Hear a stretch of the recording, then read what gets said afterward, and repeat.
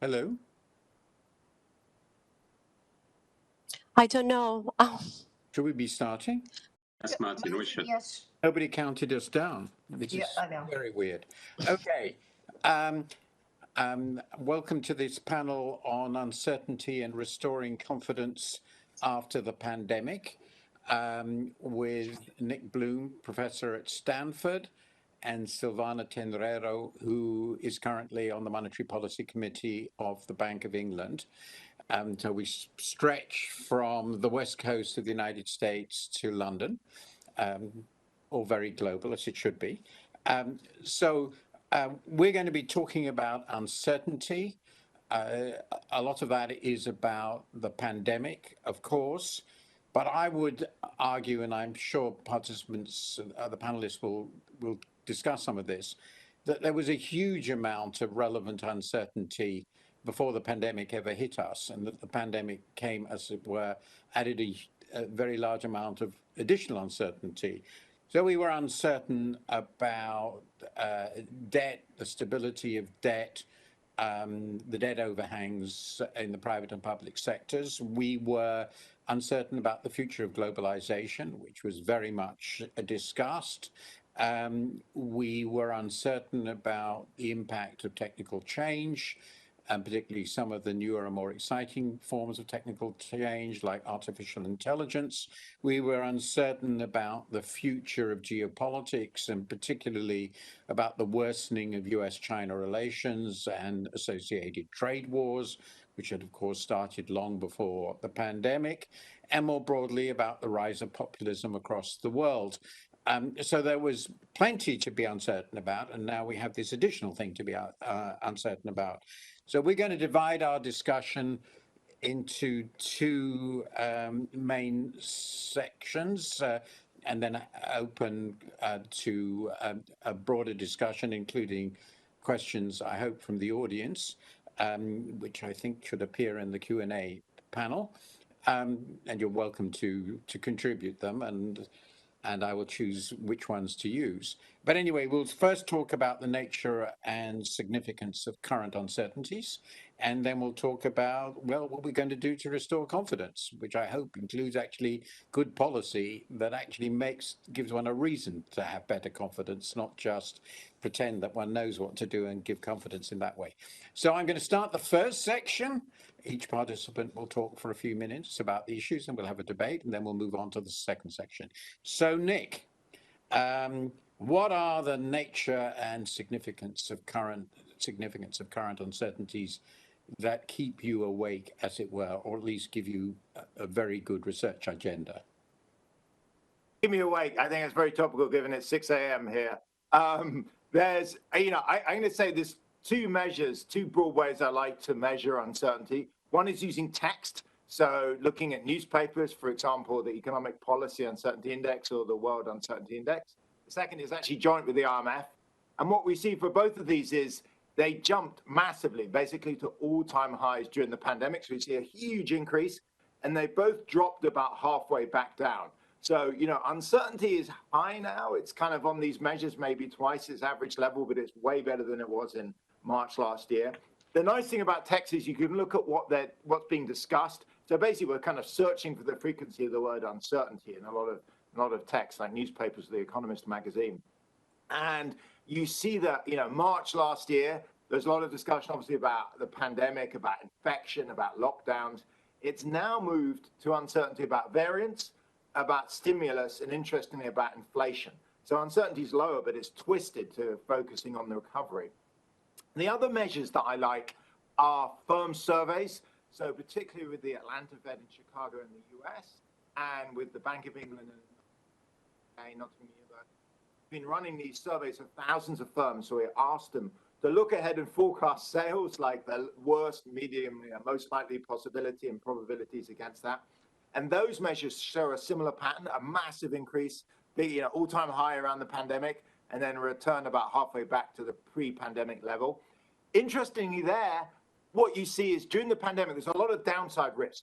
So not surprisingly, firms would report their worst case scenario was sales drops of 30 to 50%, just enormous, falls in sales we'd never seen before. Now uncertainty is upside risk. So firms are not so pessimistic on the downside. We actually see very large potential upside numbers. So in that sense, you may think, well, you know, upside uncertainty is what I'm maybe not so bothered about that, but certainly uncertainty is high, but it's much more on the positive end. I think what's interesting, exactly as Martin said earlier, is what's dropped out. So if we look in our text data, you know, if you cast your mind back to an era that's felt so long ago now, which is pre-pandemic, from 2016 to 2019, there was a big surge in uncertainty around two things that have kind of gone quiet for now. One is trade. So if you remember, Brexit and the US-China trade dispute was, you know, really dominant in a lot of these measures and surveys. And the other is right-wing populism. So, you know, the Trump Brexit, I guess, and more generally, things like, you know, Bolsonaro in Brazil, that was also rising up because these politicians were seen as new, unpredictable, you know, hard to tell what they were going to do next.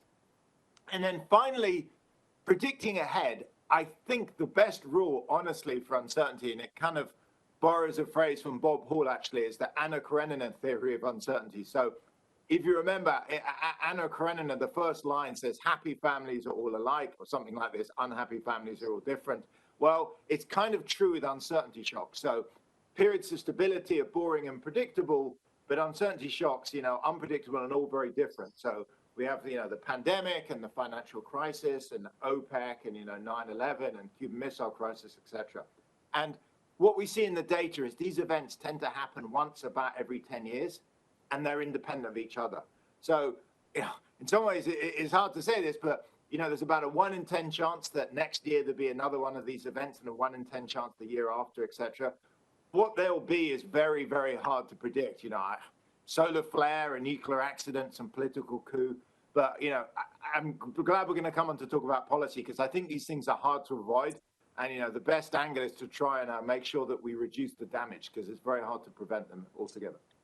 And I'll stop. Thanks. Well, that's utterly fascinating. Just a little point to make. Some time ago, I did a speech on what the world economy might be like in 2030. And I started off by looking at what had happened in each of the previous decades, going back to 1980. And what struck me is that in every decade, exactly what you said, a big event occurred that nobody had expected, which blew up what everybody had expected in the 1980s. It was the end of the Soviet Empire. I assure you, in 1980, I don't think anybody thought that would happen by the end of, and I could go on. So big shocks that are, which I suppose most of us, if we were confronted, would none of us would say there's zero probability, but they're smallish and we can't estimate the probability. And one of them is going to happen, is sort of what you're, one of them is quite likely to happen, is what you're suggesting. We should be prepared for that. Okay. I hope I've described what you were saying correctly. Perfectly, so, Silvana, how does uncertainty look to you? Thanks, Martin. I'll zoom in on two near-term economic uncertainties and a longer-term one. So first, and the ones that keep me at night, basically, awake at night. First is the uncertainty in the near-term outlook, particularly in the labor market. In many countries, inflation is currently above target and expected to rise further, while output and/or employment remain below pre-COVID levels and even further below pre-COVID trends in many cases. Much of the current increase in inflation is due to energy prices, short-term supply constraints, and the rotation from services demand to goods demand due to health concerns. We also know that US fiscal policy, in particular the stimulus checks, has significantly boosted goods demand. Monetary policy should not try to offset short-lived factors, as that would create additional volatility. However, some of these factors might prove more persistent, which means that central banks are effectively in trade-off territory, having to strike a balance between how quickly to bring inflation back to target and how much to continue to support the economy through the ongoing recovery. In that assessment, the labor market data is particularly hard to read. Unemployment has increased relatively modestly during the pandemic in most European countries, mainly because of labor market support schemes, such as the UK government's furlough scheme. But these schemes are now coming to an end, and there's significant uncertainty around how quickly those who were still on furlough at the end of the scheme, around 1 million workers in the UK, will find new jobs. There's also considerable uncertainty in many countries on whether those who left the labor force during the pandemic will return to work. A second source of near-term uncertainty is the pandemic itself. The evolution of the pandemic will remain a key driver of risks to the global economy. And this is particularly the case in developing and emerging markets with still low vaccination rates. These countries' recoveries are proceeding more slowly than advanced economy recoveries, and they are at a much higher risk of being thrown off course by new spikes of COVID cases, and in particular by new variants. And there is an interaction with the global supply chain disruptions that contribute to the near-term spike in inflation, which we are seeing at the moment. Lockdowns and factory closures in response to local COVID outbreaks in some EMEs are at the root of many of the supply chain bottlenecks we currently experience. I expect these bottlenecks to fade next year, but global goods trade will continue to be exposed to renewed disruptions, particularly in EMEs, as long as COVID poses a risk to these economies. Moving away from the near term, the biggest uncertainties that won't unwind are related to climate change. As the latest report of the IPCC highlights, global warming has already resulted in a material rise in global temperatures since pre-industrial times, and the rise is expected to reach the 1.5 threshold within 20 years, even in the best case scenario of deep cuts in carbon emissions. Without mitigating action, around a third of the world population in 2070 could be threatened by near unlivable climate conditions. And in the meantime, we will likely experience more frequent extreme weather events, which could result in food and water shortages. The worst of the direct effects would mainly hit developing countries, but resulting economic instability, mass migration, increasing occurrence and spread of zoonotic diseases, and other direct and indirect effects would also affect advanced economies. So this really is a global issue looking for a global solution. And unless very significant political efforts are devoted to addressing climate change, we would have to expect more frequently shocks, supply shocks in particular, for instance, due to more extreme weather events, as well as more frequent economic and political instability in the most exposed countries. So that would create uncertainty and continue to undermine confidence and weigh on investment and development. I'll pause here. Martin. Thank you very much. There are two aspects of your list that is that are particularly interesting. Obviously, these are things that we pretty well all, and like the sort of things Nick was talking about, that we all recognize as very, very large issues right now, which will, one of which, global warming, we expect to have ramifications whose full dimensions are uncertain, but whose general direction we think is reasonably predictable over generations. And the other thing that is very clear from them, which will fit into our second part of our discussion, is that these are issues with global roots and global consequences. And so our ability to handle them, I thought, for instance, your very accurate statement that our failure to deal with the pandemic globally has had profound local consequences now in terms of disruption. And obviously climate change is even clearer of that. That in this respect, the constraints on our ability to act globally for very obvious reasons becomes decisive in our ability to tackle the roots of current uncertainties. What I'd like now, that's the way I see it, I'd like Nick to react in any way you'd like to in a few minutes to what Silvana has said. Yes. I mean, I think I left off climate. Climate, I think, is a huge issue, actually, climate change. And, you know, it's one of the things, like, if you're thinking of something that's going to generate uncertainty shocks, it's going to be some horrible event that comes out of climate change. What that is hard to tell. But, you know, coming back to one of the things with the Anna Karenina theory, you see the same with recessions. It's kind of hard to predict what these things will be.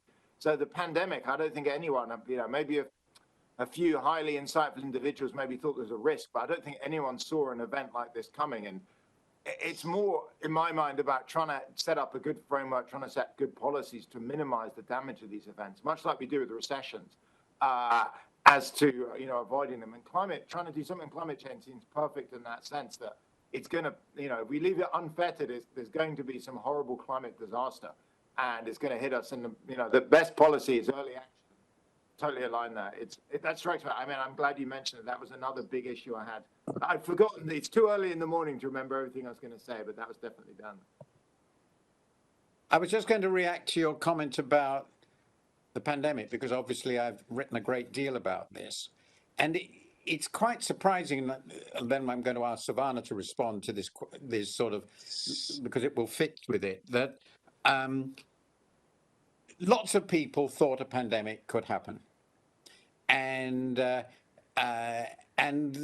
interestingly, the Congressional Budget Office and the EU Commission both commissioned really interesting analyses of what a pandemic like the Spanish flu would do to our economies.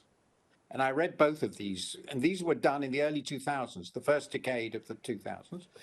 And what has actually happened is a pandemic on most dimensions that is less than Spanish flu in it. And what is interesting about that is that they grossly underestimated, and they had all the data from what happened in the Spanish flu. And this is what's so interesting. They knew this could happen. They did a very proper analysis, and they underestimated the economic impact by about, I think, 3 or 4 times.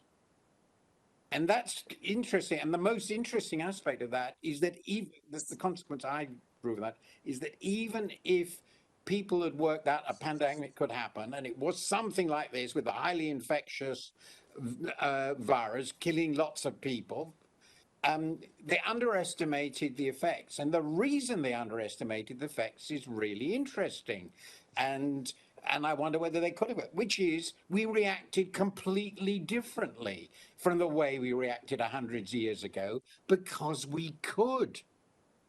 So the social response to a pandemic in 2020 was totally different, and we can go into great detail, from the social response to the Spanish flu 100 years earlier. And that would have been really difficult to have foreseen. It would have taken genius to foresee that. So even knowing what could happen doesn't mean that you understand what will happen. No, totally.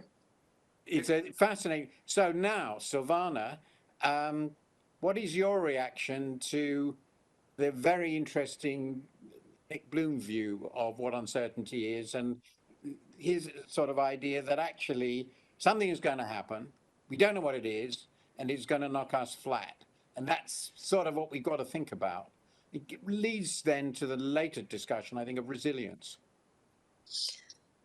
Yeah, so I think it's interesting what you said. I mean, coming back first to the point that we reacted very different than the way we reacted to the flu in the Spanish flu, partly because we are richer, and partly because governments were better positioned to react to, in some sense, providing some insurance or more insurance than back then. So that led to fewer deaths, but also a bigger hit on economic activity. So to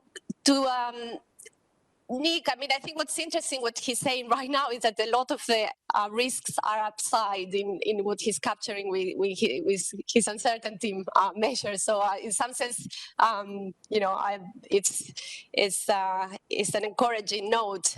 But you know, as he well knows, and he said, we can be hit but by very negative shocks that we haven't thought about.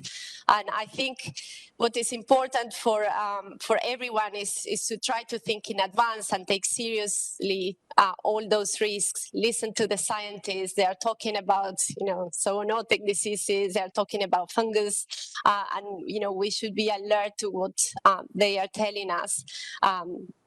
And have frameworks to react to those crises. And I mean, I think one thing that is interesting is that even though now we know that vaccination is the way to solve this crisis, I think the effort is still very limited, and we're not making the right investments right now because the virus is still circulating widely in developing and emerging economies, and that can be a breeding ground for new variants. So even though right now we have all the information, I think not enough resources are put to tackle it, despite all the knowledge we have accumulated in the past year and a half. So we need better frameworks to react to crises, and that should be a priority going forward. It occurs to me, actually, before we move on to the confidence building, that Nick's view of uncertainty about positive surprises it fits in with what you said, in the sense that one of your concerns at the bank is that the recovery will be so strong in the context of continued bottlenecks of various kinds that you will have a bigger inflation problem than you'll foresee that will undermine expectations, the anchoring of expectations, and it will create a big problem, create a big problem, and already creates a big dilemma, because it's an upside risk, because we want a recovery, don't we? Yeah, I mean, I guess my reading is slightly different from yours, Martin, in that central banks are facing a difficult trade-off right now, because on the one hand, yes, inflation is above target and expected to rise, but particularly in the case of the UK, GDP and employment are below pre-COVID levels. We are on a trajectory of growth, but we're still below where we were in 2019 and further below from pre-COVID trends. So in that sense, the upside in some sense, and that's what creates trade-offs is on the inflation data, but we're still behind with the activity data. And so, and given those significant uncertainties, particularly over how quickly labor markets recoveries will proceed and how different economies will cope with less support from fiscal policy, central banks, not just the Bank of England, will need to balance their inflation and real economy objectives. And this balancing requires, in my view, a cautious approach grounded on data and a comprehensive assessment of the various risks. And of course, as always, a transparent justification of policy decisions duly framed within our frameworks and remits. And looking beyond monetary policy in the near term, as the IMF has pointed out many times, we are experiencing very different recoveries and divergent recoveries from COVID, with advanced economies well ahead of emerging economies, in large part because the much slower vaccination programs in developing and emerging economies. And that brings at least two risks with it. First, low vaccination levels means that large parts of the developing world will continue to be a breeding ground for new variants and for and which would ultimately spill back to the rest of the world. And second, lockdowns and factory closures in response to local COVID outbreaks in some EMEs are at the root of many of the supply bottlenecks that we currently experience. So global trade will continue to be exposed to disruptions in EMEs. What is interesting in a way is since you stressed the vaccination program, if we were discussing this in April 2020, May, one of the uncertainties we certainly would be discussing is how quickly vaccines would come on. And I think, well, I don't think, I'm quite sure that the general view was it would take substantially longer than it did. So that was turned out to be an upside outcome at least, and there were some optimists at the time, and very much optimists, and they were absolutely right. So the pandemic has generated lots of uncertainties throughout. Throughout. Let's go to discuss, given the uncertainties you've described, and Silvana, you sort of covered it at the end. I don't know whether you want to add anything. So apart from getting the global vaccine program working and having a good outcome of COP26, we will assume will happen, though I don't know whether we should believe it. But anyway, apart from those things, which are obviously very, very desirable, what else do you think policymakers need to do to give people a well-grounded sense of confidence about the future and our ability to manage these various uncertainties in both directions? Is that for Nick or? For you, Silvana. Okay. So yeah, I mean, as I suggested, I think it will involve many and very different authorities. So from the central bank perspective, I think being transparent about why we are doing what we are doing and justifying our decisions within the contours of our remits is very, very important to restore confidence. Going beyond central banks, I think, again, given that the pandemic, like climate change, is a global problem that requires global solutions, I think it will be important for other advanced economy authorities to respond to that, support the vaccination programs in other countries, and that would be a way, I think, to build confidence that these global problems can be solved with cooperation from everyone. The externalities are huge. The spillbacks are enormous for all countries. So it's important that everyone is on board. And if we tackle the pandemic well and we solve this relatively limited problem in some sense, the vaccination is nothing compared to the challenges that climate change pose. If we can solve this, at least it's a sign that that could build confidence. If we fail on this, I think that would be a really bad signal on our ability to tackle the bigger challenges from climate change. So yeah, I would say so. The immediate task for advanced economy governments is to try to support developing and emerging economies on this global vaccination challenge and put an end to the pandemic. Yeah, I think that's absolutely right. So what would you add, Nick, on how to restore confidence, which is partly related to the COVID, but also, I suppose, more broadly, to restore confidence in the competence and ability of our governments collectively and individually to cope with the sorts of things that, as you say, are going to come along from time to time? Sure. I would have taken away two lessons and two things to learn. One is Keynesianism works. I'm old enough to have been taught. I was an undergrad in Cambridge in the very early 90s, and we were taught then, real business cycles, monetarism, basically the idea the economy just proceeds. There's recessions, there's booms, you don't really touch it much. You maybe keep the money supply stable, but it's self-equilibrating. And I think that has kind of mostly gone out the window, not completely, but certainly now you see in 2008, 2009, the Fed and Congress was much more active. We had $500 billion of stimulus, and Bernanke with the Fed was extremely aggressive, the bank, the ECB. And then in 2020, I think that, again, monetary and fiscal policy was very aggressive, and I think they did a fantastic job.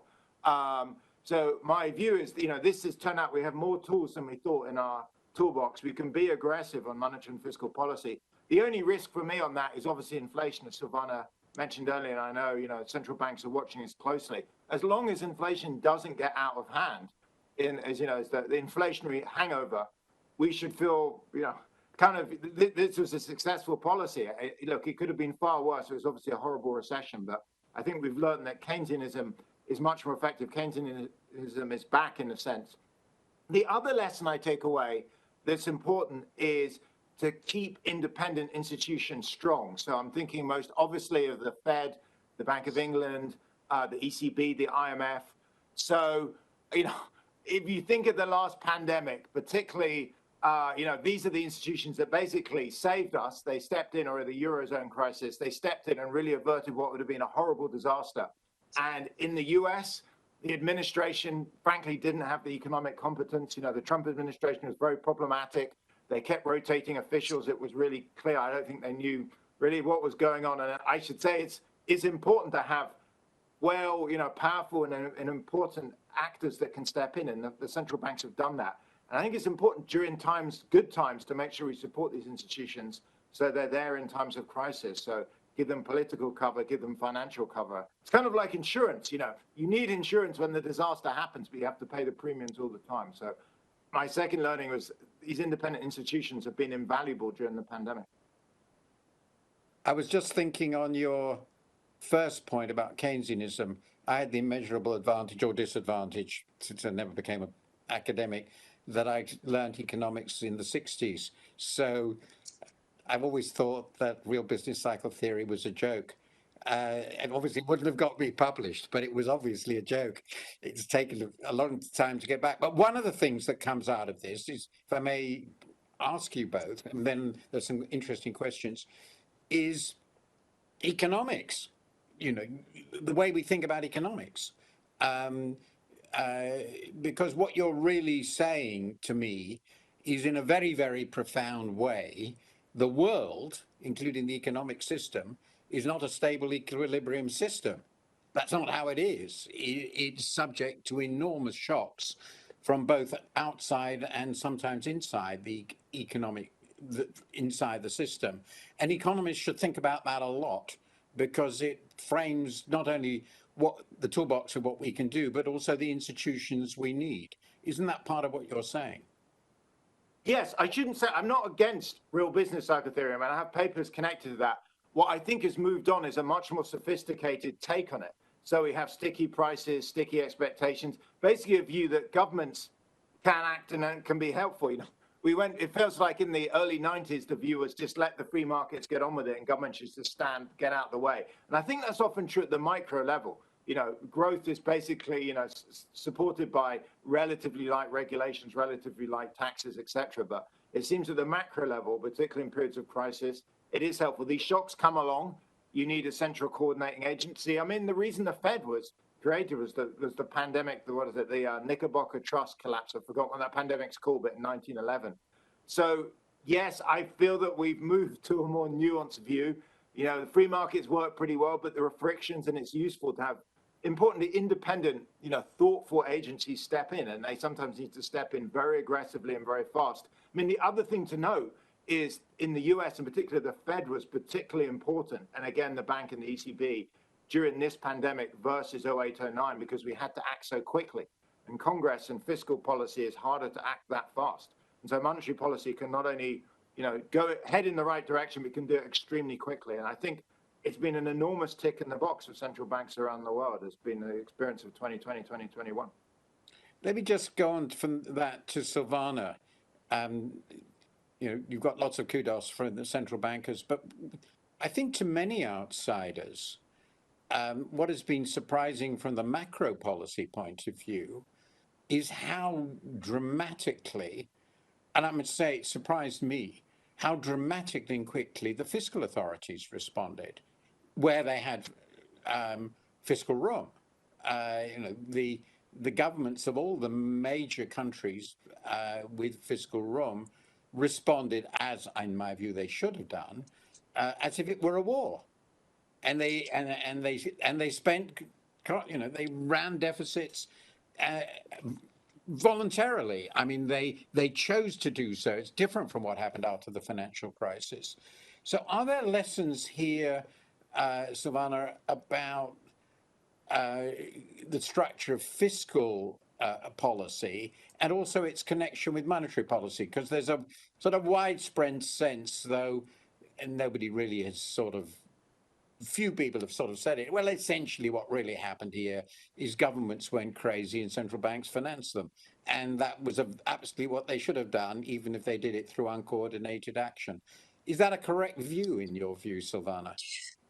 The first part, yes, is the latter. Less. I didn't think you'd agree. So I think you're absolutely right that fiscal authorities have been the main players in this crisis, and labor support schemes in particular having been incredible in making the crisis much shallower than it would have been, and reducing the risk of hysteresis or scarring that we saw in during the financial crisis and previous recessions. So in some sense, I think we learned our lessons from the past, and there was a decisive action, particularly from governments. Monetary policy played a supportive role. It did help more at the margin, but in terms of the amount of stimulus given compared to other recessions, I would argue that it was relatively small, and as it should have been, because again, fiscal policy was doing the heavy lifting, and I think that's that worked well in during the pandemic, and we've seen a much shallower recession thanks to those interventions. I don't think it was, monetary financing. It's, you face enormous shocks, and obviously we have very similar objectives here in stabilizing the economy. So it's natural that both fiscal policy and monetary policy reacting to the same shock will be both adding stimulus to the economy. So that has been misinterpreted sometimes as monetary policy financing fiscal policy, but that was never the case. The sort of motivation was in the case of central banks, and in particular the Bank of England, was to comply with our remit, which is very clear about the inflation target, and subject to that, we need to support employment and growth. And the remits, in the case again of the Bank of England, is very explicit in recognizing that in exceptional circumstances we also, might look through some of the overshoots or undershoots in inflation if responding to that could generate excessive volatility on output. This was a huge shock in terms of economic activity without the input, and I agree with Nick on this. I think what was different this time is that we learned our lessons, and we needed strong counter-cyclical policies to react to the crisis, and this was done in the case of central banks within the frameworks and within their remit. So I think there was nothing about financing the government or monetary financing. That's very implicit. On the, just to comment on a question. The comment is, worth stressing, one of the reasons fiscal policy, and you brought it out, but I think it's worth stressing, is that fiscal policy was the dominant player, is that it's the nature of a pandemic that assistance has to be targeted. There are in many different ways, but as you said, you had suddenly large parts of the labor force which couldn't work anymore because effectively everything they were doing had been closed down, coming back to the way we responded. And once you closed them down, well, they had to be given an income, and so the central bank couldn't have done that. You didn't have the expertise, the knowledge. It wasn't your job. It had to be the fiscal authorities. And when we're dealing with highly targeted assistance of any kind, we have to rely on governments. You can obviously pick that up later. But the question I had was, which fits into, the most striking lesson from this episode, and now admittedly the pandemic is a special sort of shock, is and it's come out in many of your comments, the enormous gulf in the capacity of different states to respond. And this is, in this case, across the board. They had the advanced countries, the high-income democracies, whatever, had the fiscal capacity, and they had the monetary policy autonomy, but they also had the technical capacity to develop and implement vaccine programs incredibly quickly. And they had, of course, the resources with which to buy them. So this has been, to me, one of the most dramatic demonstrations of global inequality of my lifetime. And it sort of undermines in a very significant way the sort of way many of us thought about convergence. I mean, what we've seen is how limited that's been. And that then links to your institutional point. The implication seems to be that for many of these crises we now confront, and the difficulties that WHO got into is such a relevant thing, and the weakness of our international climate structure is a relevant one. It's just how incredibly unequal, and including in capacity, our world is. And that would seem to me, and it fits in with some of what you said earlier, just sort of the overwhelming lesson of these experiences, and it's likely to have great implications for the future in the case of climate. Would you like to respond at all to that, Nick? Yes, it's a very topical question, which is there's actually a stylized fact in the literature, which is built on, in fact, two papers. One is by Silvana with Miklos Koren, and another is actually by Gita Gopinath and Mark Aguiar. Both of them show, and there's this larger literature, that developing, as in lower income countries, tend to have higher volatility than wealthier countries. So if you're a developing country, not only are you, in a sense, harder off because obviously your income levels are lower, but that income is much more volatile. And, Silvana's paper shows one of the reasons is you get hit by bigger shocks. You're more concentrated on, say, commodities, but also you find it harder to cope with these shocks. And this is exactly the issue on. You have weaker domestic political institutions. You have less ability to borrow. I mean, look at the US. The US had, the Federal Reserve System and also this incredible ability to borrow and spend money. So yes, low levels of income, low levels of development come with this curse, in a sense, of low income levels, but also greater inabilities to deal with these shocks. And so, part of the global policy framework, I think, is helping out developing countries to try and prevent these shocks, even if they come from developed countries, to spreading out, because they ultimately suffer the most. I mean, ultimately, what this suggests is if you see international organizations as being in very significant measure, I once wrote about this about 15 years ago, insurance mechanisms, they're grossly inadequate. Yes. I mean, you can see where this leads, but I mean, I'm very much on board.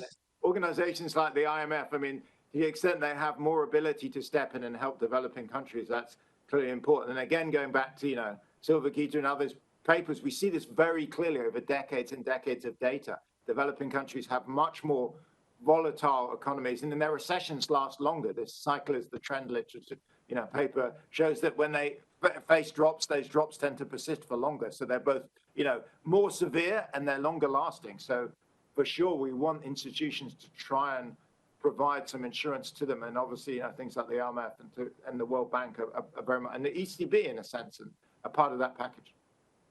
So an implication of this, Silvana, is that the IMF and similar organizations should at the very least be much bigger and possibly better financed and possibly differently structured.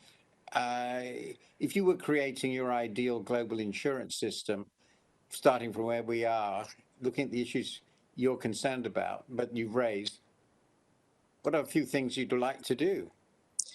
I think I'll support the first part, definitely. They need more endowment and more finance, and they could play a bigger role and a more decisive role in crisis. I think in terms of how it's structured, it's this is not something I have thought deeply about, so you're putting me on the spot here. I mean, I think the general principle is right to have an institution that gives insurance to these shocks, and also counterbalances a bit the procyclicality of markets. It's very hard for developing or emerging economies to borrow when they are in a recession or crisis. That's when markets retrieve, withdraw, and it's impossible to smooth the cycle. And that's when institutions like the IMF should step in and have stepped in the past with strong force, and perhaps there's an argument for a bigger footprint there, and so it's perhaps having more insurance than we have had over the years. We know that developing and emerging countries are much more exposed. They don't have the capabilities, much more concentrated in sectors and in technologies that don't allow them to respond or cope with shocks as well as developed economies. The other thing is, and I think it's perhaps not well understood, is that trade and globalization is actually a source of diversification of shocks, and it helps developing and emerging economies to diversify the exposure to their own shocks. So promoting openness in developing and emerging economies should be also big on the agenda. The idea of reshoring to build resilience and just generates more exposure to domestic shocks that are not necessarily conducive to lower volatility. So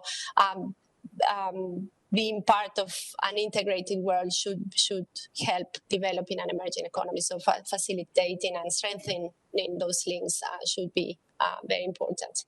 But yeah, I mean, I guess I support the role of the IMF in playing that insurance provider and helping developing and emerging economies in this acute crisis. And as we said before, it's likely that we will be facing more frequent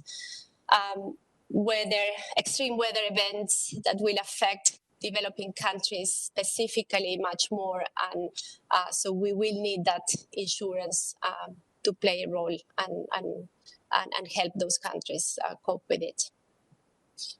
I'm not going to ask questions about it, but it seems one of the implications of the climate change is we're likely to have really large, if we don't manage it, really large migration shocks. And we really don't know how to cope with those. I mean, experience recently has been really pretty horrifying. Now, I've been asked a couple of questions, which I think are both first for Silvana, and Nick's welcome to join in. The first is, comes back to your early comments, so you don't need to make perhaps very lengthy, but it'll be interesting. How far do you think the supply shocks that we are seeing, and you discussed some of that, are feeding into expectations and might then lead to self-fulfilling wage price? I presume you're talking about wage price spirals in the US, in economies across the world. I think this is, it looks as though the supply shocks are very significant for emerging and developing countries. So that perspective will be quite interesting. So, there has been some pickup in inflation expectations in the case of the US and Europe. They were so below the inflation targets in the previous period that in some senses they catch up to where one would expect. There was some pickup in the UK as well. And it's normal, it's what we see whenever oil prices increase or energy prices. And we saw very similar episodes in the UK in particular. We saw inflation picking up to 5.2% in September 2008, 5.2% in September 2011. Interestingly, monetary policy loosened right after these events, and inflation expectations, remained anchored and inflation came back. So there was no spiral coming out of that. But of course, it's something that we are very watchful, and we should be very watchful. And that's why we look at wage data and wage pressures, because as soon as we see that picking up, that's where monetary policy has a bite. Monetary policy cannot really do anything about spiking energy prices. The lags in monetary policy are too long to really offset those. They're unwound by the time one tries to have an impact on them. But what monetary policy can do is act on their indirect effects on expectations, and that's why we watch those figures. Those build more gradually. It's not that there will be a spike just because you saw one strong reading. So over time they can build up, and that's why I think many countries will eventually see a tightening in their monetary policy conditions as the economies recover and we start seeing the labor market exerting some more real pressure on wages. For developing and emerging economies, the challenge is bigger because, the starting point is one of higher levels of inflation and a more recent history of high inflation and even hyperinflation. So it's perhaps the trade-off for central banks there is slightly different, and it reacts. It calls for an earlier action than in advanced economies to stop any spiral in inflation expectations. So I think that just gives you a range of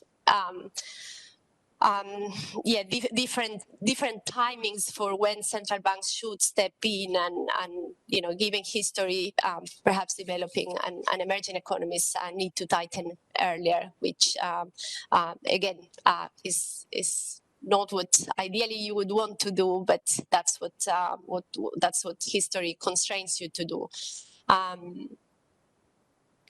So the second question I have, and then we'll go to Nick, is a broader one. So is there anything that you've missed out, either of you, on what monetary and fiscal policy needs to be able to do in the face of the sorts of uncertainties we've discussed? Or are we actually in a pretty good shape in understanding what we're doing now and what we should do in future shocks? Perhaps, Nick, you could have a comment on that. Yes, that's a tough question. My broad take was, more of the same in a sense. I think monetary and fiscal policy is, it's seen by economists and generally, certainly those that I talk to, as being extremely effective in 08, 09, and in 2020 and 2021. Look, it's not perfect. I don't claim they've got everything right all the time, but the broad direction of fast and big has been where we wanted it to be. And I think, in a sense, they've got license to be more aggressive in future and act more quickly. And again, as I said earlier, I think this has been, if you look back over the last 50 years, this has been a huge tick in the box of particularly central banks, but also fiscal authorities for acting quickly. I was going to quickly comment on the supply shocks thing, which is, yes, I work with the Atlanta Fed in Chicago. We have this monthly survey of around 1,000 US firms. And in the most recent month, we asked them about the impact of supply shocks, supply constraints. What was striking was around 2/3 of firms mentioned being hit by it. So it's incredibly pervasive, even in the US. And what was kind of worrying to me was the actions they were taking to address it. So they mentioned things like finding alternative suppliers, keeping more inventory, making things in-house, changing the production process, changing their product mix. All of them look to me like the kind of actions that are likely to reduce productivity. And it sets up this kind of worrying dynamic that because of, Martin, you mentioned earlier, deglobalization and now concerns over supply, a lot of the productivity growth we've had over the last 20, 30 years with lean manufacturing, lean retail, et cetera, could start to be unwound. So these supply constraints, they lead people to onshore, make things in-house, come up with lots of inventory, are a problem for productivity levels. But, for monetary policy looking ahead, if we push down productivity growth, I think that's problematic. So I think there's a short run issue, very much, as Silvana was talking about, and she was talking into the longer run too. Looking at this data made me also worry about the impact, not just on prices, but indirectly via productivity. Silvana, you just touched upon that in your remarks on supply chains and so forth. I don't know whether you want to add something. I mean, that's precisely why we are in trade-off territory, Nick, is we are facing supply shocks. And then the question is, how quickly, you react to that and, the timing. If you react immediately to inflation without waiting what's going on in the real economy, the risk is that you choke off the recovery and, delay the renormalization of the economy. And that's why it's a difficult trade-off for central banks and around the world right now, how to handle this shock. I have just two queries, which are probably the conclusion for Nick first, and then it'll be over.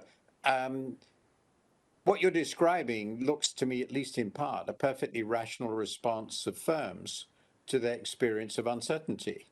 I mean, they're interested in their survival. They have realized that the world is an even wilder and woollier place than they thought it was. And so they're insuring themselves. And that's costly. Well, insurance is costly, but it's better than dying, as it were. And of course, part of it is response to silly policy responses that is added to that. My second question, quite different, is I was thinking about how do we deal in a more concrete way? The institutional point I take very much.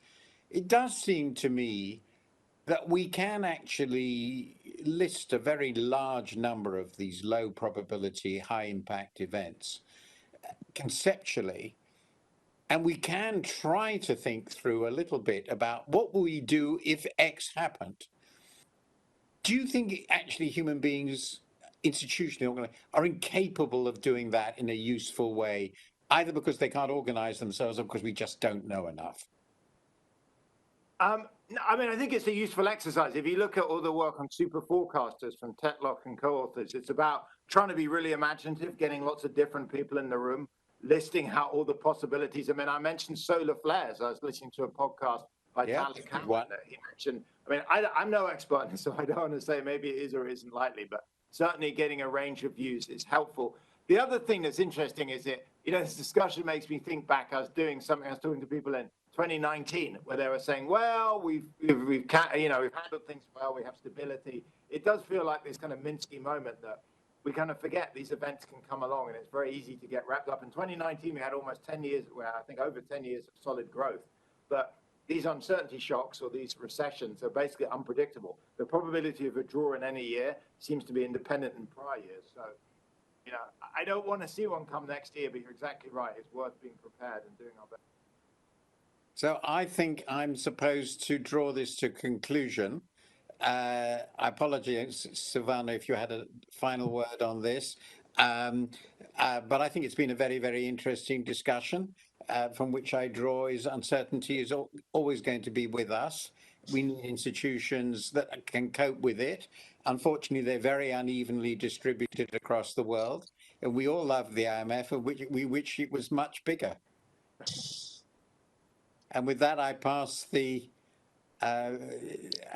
word back to Geeta, I think. Thank you, Martin. That was I love the way you ended that. Thank you. This was great. This was a great discussion, and you hit on all the right points. There is tremendous uncertainty, and like you said, we're going to live in this world for a while now. But again, thank you, Martin. Thank you, Silvana, and thank you, Nick. This was really great. We move on to the next we have a short coffee break, and then we return for the next session. Thank you. Thanks Thanks very much.